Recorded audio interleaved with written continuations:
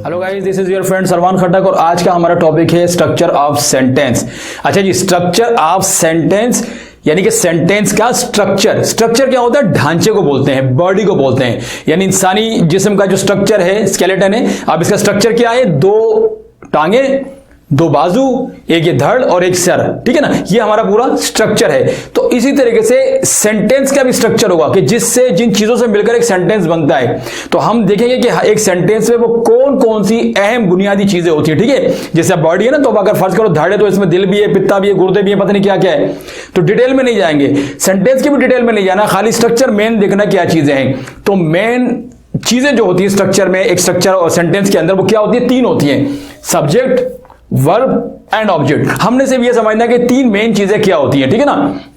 तो इसे हम कहते हैं स्ट्रक्चर ऑफ सेंटेंस। तो वन बाय वन इनको समझते हैं। फॉर्मेट वही है, ठीक है। तीन सेंटेंस लिए हुए हमने और तीनों के तीनों सेंटेंसेस को हमने उर्दू अल्फाबेटिकल लेटर्स में भी लिखा हुआ है, फिर इनको रोमन उर्दू में भी लिखा हुआ है, ताकि जो उर्दू ना समझ सके लेटर्स को वो यहां से समझ लें। और इसी तरह से उसी सेंटेंस को इंग्लिश में भी लिखा हुआ है। तो इन सेंटेंसेस की भी हेल्प लेंगे और भी सेंटेंस जो दिमाग में आएंगे वो यूज करते जाएंगे और समझते हैं कि स्ट्रक्चर ऑफ सेंटेंस में सब्जेक्ट, वर्ब एंड ऑब्जेक्ट क्या होता है, ठीक है नहीं। अच्छा, सबसे पहले हम इसकी डेफिनेशन ले लेते हैं। तो देखिए डेफिनेशन क्या होती है एक सब्जेक्ट की सिंपल सी डेफिनेशन होती है, किसी भी सेंटेंस में जिस शख्स या चीज के बारे में बात की जा रही हो वो शख्स या चीज उस सेंटेंस का सब्जेक्ट कहलाता है। जिसके बारे में बात की जा रही हो वो सब्जेक्ट है। मिसाल के तौर पर मैं मार्कर के बारे में बात करता हूं, मार्कर रेड है, मार्कर इस सेंटेंस का सब्जेक्ट हो गया। मैं इस घड़ी के बारे में बात करता हूं, घड़ी मुझे बहुत ही प्यारी है, घड़ी, ये घड़ी मुझे बहुत प्यारी है, मैं ये घड़ी जो है ये सब्जेक्ट हो गया। मैं कहता हूं कि बोर्ड सफेद रंग का है, बोर्ड इस सेंटेंस में सब्जेक्ट हो गया। आप इंटेलिजेंट स्टूडेंट्स हैं, आप इस सेंटेंस का सब्जेक्ट हो गया, आपके बारे में बात कर रहा हूं, ठीक है ना। पाकिस्तान हमारा वतन है, पाकिस्तान इस सेंटेंस का सब्जेक्ट हो गया। तेंदुलकर एक अजीम बैट्समैन था, तेंदुलकर सेंटेंस का सब्जेक्ट हो गया। टॉम क्रूज इनक्रेडिबल एक्टर है, टॉम क्रूज हमारे सेंटेंस का सब्जेक्ट हो गया। तो जिसके बारे में बात कर रहे हो वो सेंटेंस का सब्जेक्ट कहलाता है। अब मिसालों में देखिए आप जरा, पहला सेंटेंस है उमर सेब खा रहा है। अच्छा जी, जब हम कहते हैं कि उमर सेब खा रहा है, उर्दू में लिखा हुआ है उमर सेब खा रहा है, यहां भी लिखा हुआ है उमर सेब खा रहा है, ठीक है। यहां से भी देखिए अगर आपको वो डिफिकल्ट होता है आपके लिए, ठीक है। Umar is eating an apple. जब हम कहते हैं उमर सेब खा रहा है, जब मैं आपको बताता हूं कि उमर सेब खा रहा है तो सिंपल सी बात है, किसके बारे में बताया मैंने आपको, किसके बारे में आपको पता चला? तो जिसके बारे में मैंने आपको बताया, जिसके बारे में आपको इंफॉर्मेशन मिली, वो मेरे सेंटेंस का सब्जेक्ट है। तो देखिए, जब मैं आपसे कहता हूं कि उमर सेब खा रहा है तो मैं आपको असल में उमर के बारे में बता रहा हूं। हो सकता है आपका दिमाग सेब की तरफ जा रहा हो, आपको सेब अच्छे लगते हो, लेकिन सेब हमारे सेंटेंस का सब्जेक्ट नहीं है, क्योंकि मैं आपको सेब के बारे में नहीं बता रहा हूं, मैं आपको उमर के बारे में बता रहा हूं। तो जिसके बारे में बता रहा हूं वो सेंटेंस का सब्जेक्ट है। मैं कहता हूं उमर सेब खा रहा है, उमर सेंटेंस का सब्जेक्ट हो गया। तो जिसके बारे में हम बात कर रहे हो वहां हमारे सेंटेंस का सब्जेक्ट कहलाता है। उमर सेब खा रहा है, Umar is eating an apple, Umar हो गया सब्जेक्ट। तो किसी भी सेंटेंस में जिसके बारे में बात हो रही है वो सब्जेक्ट होता है। दूसरा सेंटेंस लेते हैं, मजदूर इमारत तामीर कर रहे हैं, मजदूर इमारत तामीर कर रहे हैं, मजदूर इमारत तामीर कर रहे हैं। अच्छा जी, अब मजदूर इमारत तामीर कर रहे हैं, तो अब देखिए मैं आपसे बात किसके बारे में कर रहा हूं, किसके बारे में इंफॉर्मेशन दी मैंने आपको? देखिए, जब मैं आपसे कहता हूं कि मजदूर, क्योंकि इमारत तामीर कर रहे हैं, तो मैं आपको मजदूरों के बारे में कुछ बता रहा हूं, क्योंकि मजदूर जरूरी नहीं कि इमारत ही तामीर कर रहे हो। मजदूर सो रहे हैं, मजदूर खाना खा रहे हैं, मजदूर जा रहे हैं, मजदूर बातें कर रहे हैं, मजदूर लड़ रहे हैं, तो मजदूर कुछ भी कर सकते हैं। तो इसका मतलब क्या हुआ कि मैं आपको इंफॉर्मेशन दे रहा हूं किसके बारे में? मजदूरों के बारे में। कि मैं मजदूर के बारे में इंफॉर्मेशन क्या है, क्या कर रहे हैं? इमारत तामीर कर रहे हैं, ये इमारत तामीर कर रहे हैं, ये है इंफॉर्मेशन, ये इंफॉर्मेशन है किसके बारे में? मजदूरों के बारे में। तो मजदूर हो गया हमारा सब्जेक्ट। क्यों? क्योंकि मजदूरों के बारे में मैं आपको इतला दे रहा हूं कि भाईजान मजदूर इमारत तामीर कर रहे हैं, वो बैठे नहीं है, वो हडराम नहीं है, बड़े ईमानदार मजदूर हैं। आखिरी सेंटेंस भी ले लेते हैं, वो दरख्त काटेगा, ठीक है जी। हर आदमी अलग अलग काम कर रहा है, ठीक है। कोई खाना लेने चला गया, ठीक है, कोई जो है वो सफाई कर रहा है, कोई जो है वो मिसाल कर वो बकरियां चराने चला गया। हर आदमी को अपना अपना आपने काम दे दिया।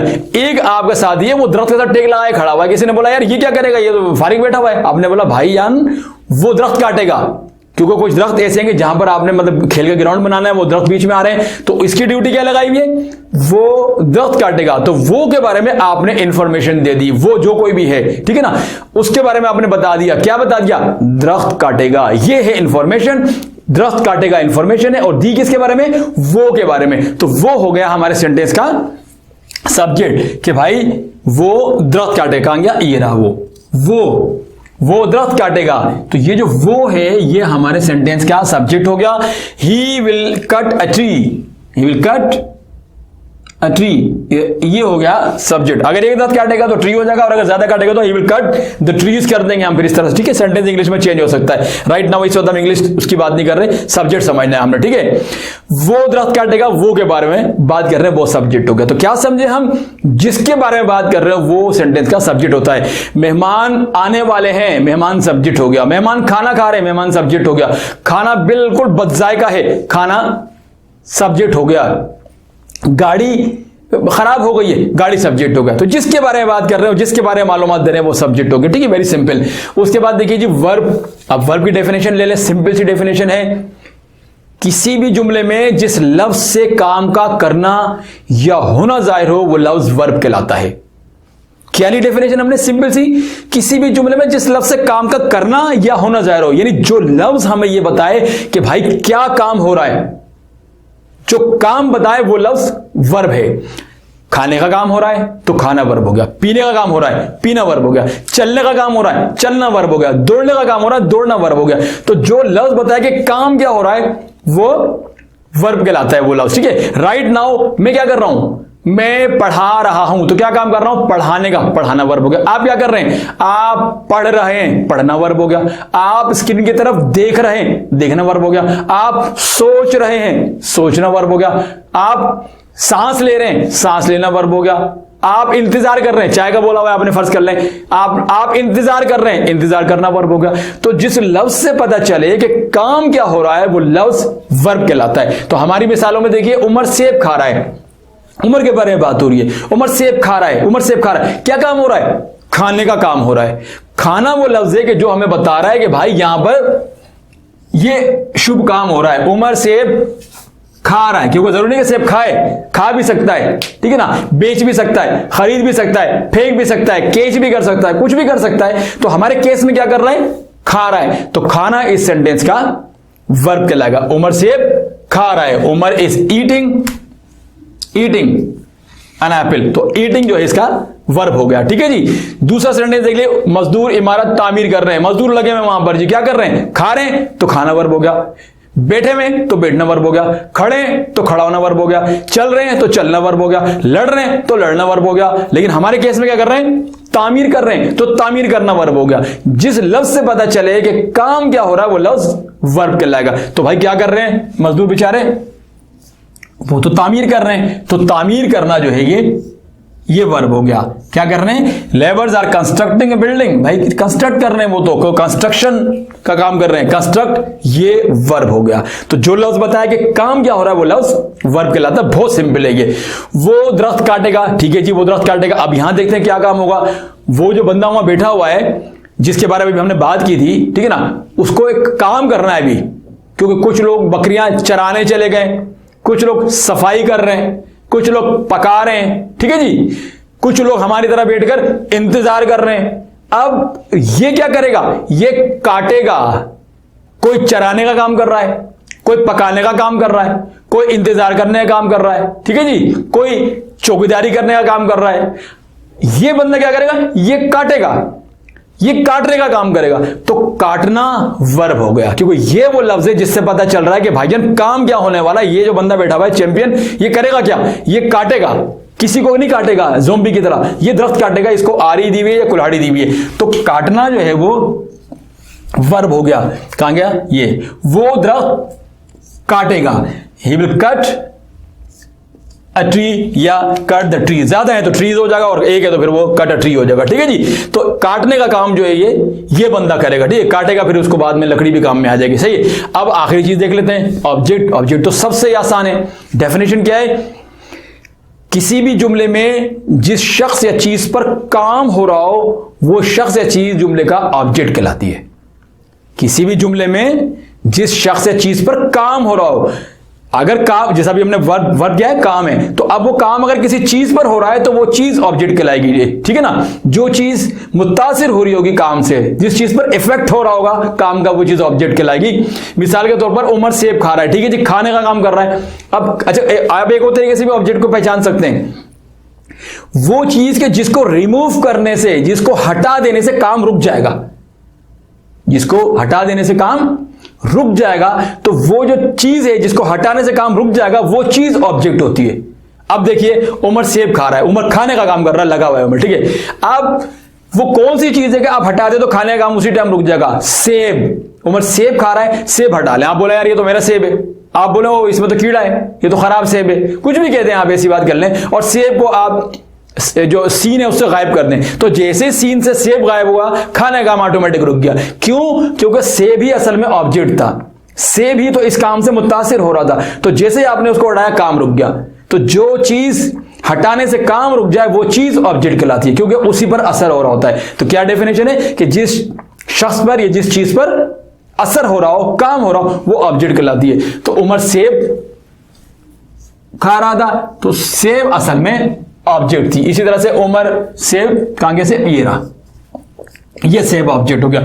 Umar is eating an apple, apple खा रहा था भाई, तो एप्पल ऑब्जेक्ट हो गया। तो जिस चीज पर काम हो रहा हो वो चीज ऑब्जेक्ट कहलाती है। अगला सेंटेंस देखिए, मजदूर इमारत तामीर कर रहे हैं, ठीक है जी, तामीर करने का काम कर रहे हैं, बहुत अच्छे मजदूर हैं, ठीक है, हडरामी नहीं कर रहे, बैठे हुए नहीं, तामीर कर रहे हैं। अब तामीर करने का काम किस पर हो रहा है? वो कौन सी चीज है जिसमें तब्दीली आ रही है? जिस तरह खाने से सेब में तब्दीली आ रही थी, सेब छोटा होता जा रहा था, खत्म होता जा रहा था।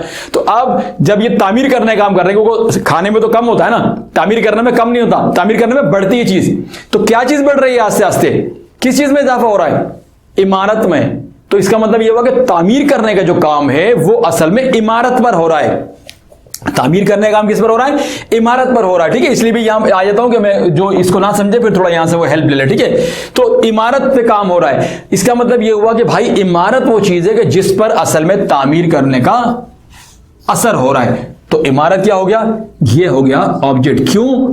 क्योंकि भाई काम का असर इस पर हो रहा है, ये बढ़ती चली जा रही है, इतनी थी अभी इतनी और पता नहीं कहां ऊपर पहुंच गई। तो जिस चीज पर वर्ब से काम से असर हो रहा हो वो चीज ऑब्जेक्ट कहलाती है। और आखिरी मिसाल अब ले लेते हैं, वो दरख्त काटेगा, ठीक है जी, काटने का काम करेगा, आरी उठा ली उसने, कुल्हाड़ी भी उठा ली उसने, ये दोनों का कॉम्बिनेशन से जो जल्दी कट जाएगा। अब वो काटने का काम किस पर करेगा? वो कौन सी चीज है? जिस तरह खाने से सेब में फर्क पड़ रहा था और तामीर करने से इमारत में फर्क पड़ रहा है, तो जब काटेगा तो किस चीज में फर्क पड़ेगा? दरख्त में, क्योंकि काटने का काम वो दरख्त पर करेगा। तो चूंकि दरख्त पर करेगा, अगर अब वो काटने के लिए एक कुल्हाड़ी लेकर आता है ना, आपने दरख्त ही गायब कर दिया, आप उसको जड़ से उखाड़ के ले गया, बोलेगा दरख्त कहां गया? दरख्त तो है ही नहीं, तो काटने का काम नहीं हो सकता है। क्यों? क्योंकि काटने का काम तो दरख्त पे करना है उसने। तो इसका मतलब ये हुआ कि दरख्त इस सेंटेंस का ऑब्जेक्ट है, क्योंकि भाई दरख्त पर तो वो काटने का काम करेगा। ये हो गया दरख्त हमारा ऑब्जेक्ट, क्योंकि ये शुभ काम वो दरख्त पर करने वाला है, ये दरख्त ऑब्जेक्ट हो गया। तो जिस चीज पर असर होता है वो object. He will cut a tree, भाई दरख्त है, वो उसको काटेगा, तो ये ऑब्जेक्ट हो गया। तो जिस चीज पर काम का असर होता है वो चीज ऑब्जेक्ट कहलाती है। तो क्या समझे हम लोग, स्ट्रक्चर ऑफ सेंटेंस में कितनी चीजें होती है? 3 चीजें होती है, subject, verb and object. Subject क्या होता है? जिसके बारे में बात हो रही हो, ठीक है जी, मेरे बारे में बात हो रही है, आई एम ए टीचर, मैं सब्जेक्ट हो गया, ठीक है ना। वर्ब क्या होता है? जिस लफ्ज से पता चले कि काम क्या हो रहा है। आई एम टीचिंग यू, मैं आपको पढ़ा रहा हूं, पढ़ाना वर्ब हो गया, इससे पता चल रहा है काम क्या हो रहा है, ठीक है जी। ऑब्जेक्ट क्या होता है? जिस पर काम हो रहा हो। आई एम टीचिंग यू, मैं आपको पढ़ा रहा हूं, मैं आपको पढ़ा रहा हूं, आप उठ के चले गए तो मैं पढ़ा सकता हूं? अगर मैं फिर भी पढ़ाई जा रहा हूं, मैं पागल लगूंगा मैं, और पागल तो अगर मैं हूं तो फिर तो ऐसा कर सकता हूं, क्योंकि पागल ऐसे करते हैं, सामने कोई नहीं और बोले जाते हैं। तो मैं आपको पढ़ा रहा हूं, तो आप ऑब्जेक्ट है, आप पर ही काम हो रहा है, आप पर ही असर हो रहा है, चेंज आप में आ रहा है। क्योंकि जब आप पढ़ाता रहूंगा तो आपकी लर्निंग बढ़ती जाएगी, आपकी इंफॉर्मेशन बढ़ती जाएगी, और सून आप जो है वो इंग्लिश बोलने के काबिल हो जाएंगे, और आप फर इंग्लिश बोल रहे होंगे। तो तब्दीली किस में आ रही है? आप में आ रही है, आप पर असर हो रहा है। आपको अगर कोई उठा के ले गया, किसी ने किडनैप कर लिया, तो मैं पढ़ा नहीं सकता, मैं वहीं पर रुक जाऊंगा। तो इसलिए आप सेंटेंस का ऑब्जेक्ट हो गए। गाइस, यहां तक हमारा आज का टॉपिक जो है वो कंप्लीट हो गया। वीडियो के बारे में अपने कमेंट जरूर दीजिएगा, अपनी राय जरूर दीजिएगा कि वीडियो में क्या चीज आप चाहते हैं कि मजीद बेहतरी किस तरह से इसके अंदर लाई जा सकती है। वीडियोस आपके लिए बनाता हूं, अपने लिए नहीं बनाता हूं, ठीक है। इसलिए ये उस तरह से होनी चाहिए जिस तरह से आपको ये ज्यादा अच्छी लगे, आपकी लर्निंग बढ़े और आपको फायदा हो इससे। और अगर आपको फायदा नहीं हो रहा तो मेरा अपना गला खुश करने का कोई फायदा फिर होगा नहीं। असल मकसद आपको सिखाना है। और अगर चाहते हैं कि वीडियोस आपको बार बार ये मिलती रहे, आइंदा ही मिलती रहे, तो फिर सब्सक्राइब के बटन पर क्लिक कर दीजिए और साथ में एक बेल का आइकन है उस पर भी क्लिक कर दीजिए। तो इससे होगा कि मैं जब भी वीडियो अपलोड करूंगा तो आपको ये वीडियोस मिलती रहेंगी। और अगर आप नहीं चाहते कि वीडियो आपको मिले तो फिर आप ये जहमत जो है वो ना कीजिए, ठीक है ना। और पसंद आई है तो लाइक भी आप क्लिक कर दें, और नहीं आई पसंद तो बेशक क्लिक करने की आपको जरूरत नहीं है। अपना टाइम आप खराब ना करें। कमेंट्स बहरहाल जरूर कीजिएगा, लाइक करें ना करें, सब्सक्राइब करें ना करें, बेल के आइकन पर क्लिक करें ना करें, ये मेरी आपसे रिक्वेस्ट है कि आप अपने कमेंट जरूर दीजिए। आप बताइए जरूर कि वीडियो अच्छी लगी बुरी लगी। अगर बुरी लगी नो प्रॉब्लम, बुरी भी लग सकती है। अगर आप इसमें वीडियो के बारे में अपनी राय देंगे कि किस तरह बेहतर कर सकते हैं तो मुझे ज्यादा खुशी होगी, है ना। तो इसलिए मेरे इंतजार रहेगा आपके कमेंट्स का। मुलाकात होगी इंशाअल्लाह ताला अगली वीडियो में किसी नए अच्छे मजेदार टॉपिक के साथ। तब तक के लिए सरवान खट्टर को इजाजत दीजिए। अल्लाह हाफिज।